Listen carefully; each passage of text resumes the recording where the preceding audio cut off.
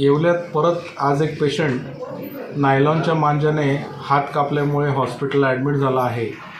त्याच्या हाताला साधारण 15 ते 18 टाके पडले. जास्त प्रमाणात खोल जखम असून त्याला भरपूर प्रमाणात रक्तस्राव सुरू होता. आता त्याची तब्येत बरी आहे, परंतु मागच्या आठवड्यातसुद्धा माझ्याकडेच असाच एक पेशंट ॲडमिट होता की ज्याला बरेच टाके पडले होते, कान कापला गेला होता. हे परत होत असून या माध्यमातून मी तुम्हाला सांगू इच्छितो की नायलॉन मांजावर खरंच बंदी आणली पाहिजे आणि लोकांच्या जीवाचा धोका होईल असं कोणतंही वर्तन कोणी करू नये अशी मी विनंती करेन. ठळक घडामोडींसाठी देशोन्नती न्यूज चॅनलला सबस्क्राईब करा आणि बेल आयकॉन प्रेस करा.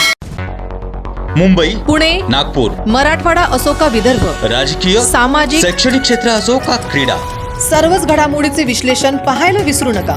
फक्त देशोन्नती न्यूजवर.